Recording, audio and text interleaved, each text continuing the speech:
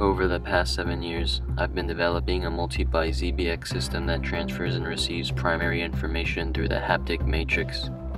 Through manipulation of the driver complex, it has the capability of sending messages through the previously unconquerable dimension, time. The date is July 15, 2015. The Cronos trials begin today. At 11 a.m., I will turn on the receiver, which will detect and translate fluctuations in the haptic field.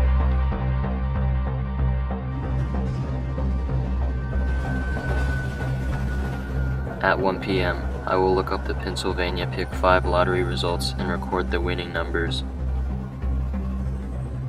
Immediately afterward, I will send the sequence back 2 hours through the transmitter.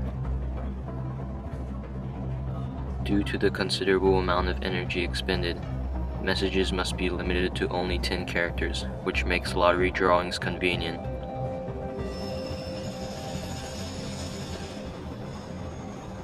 It works.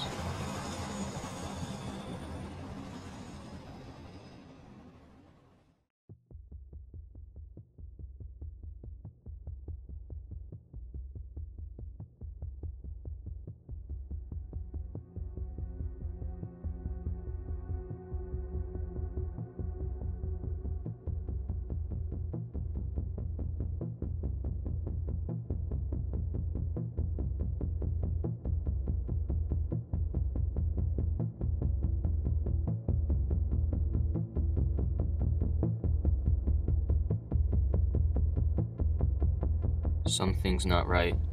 Every time a message is received, time splits like a fork in the road. The new path contains the message while the original one does not, and there is no interference between the two.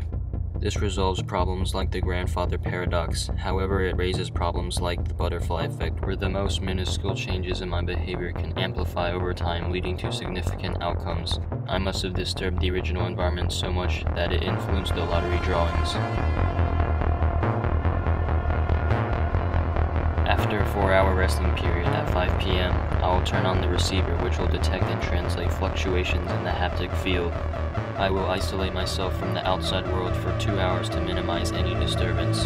Furthermore, I will resist buying the tickets and only observe the numbers. At 7 p.m., I will watch the evening lottery and record the winning numbers. Immediately afterward, I will send the sequence of numbers back 2 hours through the transmitter.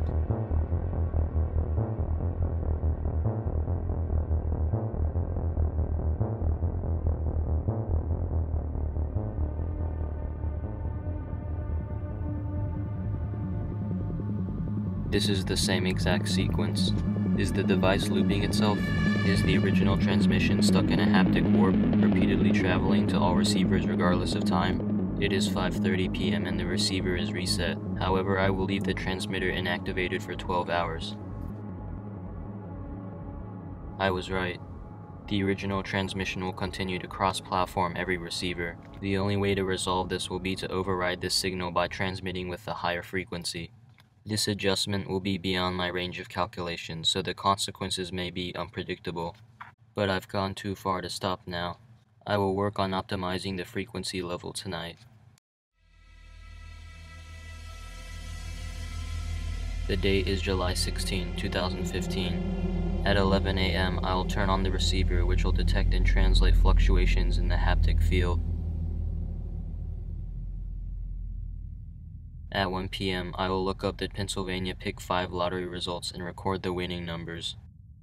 Immediately afterward, I will send the sequence back 2 hours through the transmitter.